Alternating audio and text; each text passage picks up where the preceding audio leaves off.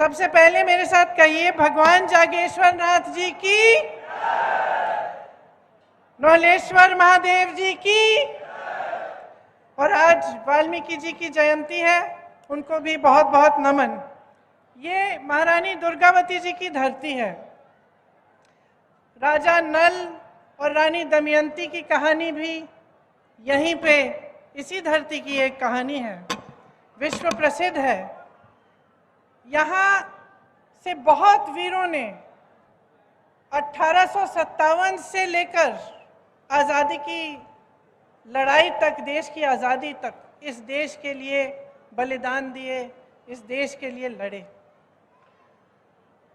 आप सब जानते नहीं होंगे, लेकिन मैं पिछले 3-4 सालों से मैंने यूपी में काम किया और बुंदेलखंड के कुछ इलाके जो यूपी में हैं, उनका मैंने काफ़ी दौरा किया है और काफ़ी मैं लोगों से मिली हूँ, मैंने बातचीत की है। जैसे कमलनाथ जी ने कहा, एक समय में कांग्रेस ने एक बड़ा पैकेज दिया था बुंदेलखंड के लिए। आज परिस्थितियां कुछ अलग हैं, चुनाव का समय है। आपको आदत होगी कि जो भी नेता आता है, जिस पार्टी का होता है, उस पार्टी के बारे में बात करता है और दूसरी पार्टी की आलोचना करता है। तो कभी कभी मुझे लगता है कि जो वो कह रहे हैं, जो हम कह रहे हैं, हम कहते हैं कि वो भ्रष्ट है, वो कहते हैं हम भ्रष्ट हैं, हम कहते हैं उन्होंने कुछ नहीं कहा, वो करा, वो कहते हैं कि हमने कुछ नहीं करा। और इस तू मैं के बीच आपको ये निर्णय लेना होता है कि आप किसका समर्थन करेंगे। और ये तू मैं कभी कभी दोनों तरफ से एक ही जैसे लगने लगती है। तो मैं थोड़ा सा हट के आज आपसे कुछ बातें करना चाहती हूँ। मैं आपसे पूछना चाहती हूँ, आवाज नहीं आ रही, उधर जाऊं, उस तरफ आ रही है, देखिए अब आ रही है, अब आई, आ गई। तो इधर से बोलूं, उधर से बोलूं? चेक करिए, चेक करिए, यहीं से बोलूं? अब आ रही है? थोड़ा जोर से बोलूंगी। तो मैं कह रही थी, मैं कुछ हट के कुछ बातें करना चाहती हूं। मैं आज ये सवाल उठाना चाहती हूं कि आप जनता हैं इस देश के, प्रदेश के, आपकी क्या उम्मीद है राजनीतिक दल से, नेताओं से, सरकार से? देखिए, एक जमाना था जब बड़े बड़े महापुरुष थे, जब हमारी उम्मीदें भी जो उनसे थी बहुत ऊंची थी। एक सादगी का जीवन, सभ्यता, एक दूसरे की विचारधारा के खिलाफ भी हो तो एक दूसरे से जब मिलते तो हम ये उम्मीद रखते थे कि आदर पूर्वक बात करेंगे, एक दूसरे के प्रति अच्छा व्यवहार रहेगा। हम ये उम्मीद रखते थे कि हमारा नेता, उसका जीवन थोड़ा सादगी का जीवन होगा, देश सेवा में, प्रदेश की सेवा में, और करुणा भरा उसका जीवन होगा, उसका चरित्र होगा। लेकिन जैसे जैसे समय आगे बढ़ता चला गया तो हमारी उम्मीदें घटती चली गई। और आज जब मैं जनता से पूछती हूं कि आपकी क्या उम्मीद है सरकार से, नेता से, तो लगभग एक ही जवाब आता है कि देखिए, हमारा जीवन मुश्किल का जीवन है, मुश्किलों से भरा हुआ है, संघर्ष से भरा हुआ है।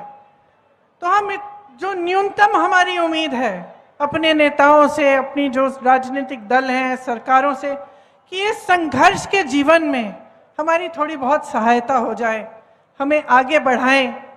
ये जो सड़कें हैं, पानी है, बिजली है, ये बन जाए, हमें बिजली मिल जाए, महंगाई से थोड़ी राहत मिल जाए, रोजगार मिल जाए, हमारा भविष्य बन जाए। बाकी आप सब रात दिन मेहनत करते हैं, कोई खेती में करता है, कोई रोजगार करता है। यहाँ से पलायन बहुत है, लोग दूर दूर जाते हैं रोजगार ढूंढने के लिए। जो दूर जाते हैं अपने परिवारों को छोड़ के जाते हैं, दिन रात काम करते हैं, पैसे भेजते हैं घर। किस लिए? ताकि आपका भविष्य मजबूत बने। और आपकी उम्मीद यही रहती है कि जो भी सरकार आए, इस भविष्य को मजबूत बनाने में, आपके जीवन के निर्माण में वो आपके साथ भागीदार हो और आपकी मदद करें। लेकिन परिस्थितियां कुछ अजीब सी बन गई हैं। हम रोजगार की बातें करते हैं, यहाँ पलायन बहुत है। अब पलायन कब होता है? पलायन तब होता है जब अपने इलाके में, अपने जिले में, अपने प्रदेश में कम रोजगार मिलता है। तभी इंसान सोचता है कि भाई यहाँ मेरा कुछ बन नहीं रहा है, मैं शहर में जाके कुछ काम करता हूँ, हो सकता है कि कुछ बन जाए। तो पलायन किस लिए हो रहा है? क्योंकि रोजगार आपको मिल नहीं रहे। और रोजगार क्यों नहीं मिल रहे हैं? आपने कभी सोचा है कि 45 सालों में सबसे ज्यादा बेरोजगारी आज है हमारे देश में। यहाँ मध्य प्रदेश की जो सरकार है, पिछले 3 सालों में इन्होंने 21 रोजगार दिए हैं। 21 रोजगार। अगर इतनी बेहाल स्थिति नहीं होती तो हास्य स्थिति होती कि एक सरकार जिसके पास सत्ता है, जो 18 सालों से सत्ता में है, वो मात्र 3 सालों में मात्र 21 रोजगार दे रही है। आप पुलिस वाले हैं, आप ध्यान से मेरी बातों को सुन रहे हैं। कितनी सरकारी नौकरियां खाली पड़ी हैं, कितने पद खाली हैं।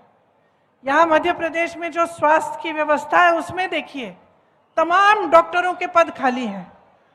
नौजवान हैं पढ़े लिखे, ऐसे नौजवान हैं जिन्होंने काम किया है, जिनके माता पिताओं ने बचत करके उनको मुश्किल से पढ़ाया लिखाया है, डिग्रियां हैं, भर्ती की प्रतीक्षा भर्ती की जो टेस्ट है वो भी किए हैं, लेकिन भर्ती नहीं होती।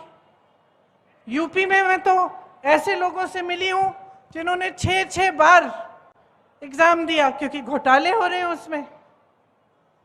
तो एक तरफ से भर्ती भी नहीं होती, पद खाली हैं, उनको भरा नहीं जाता।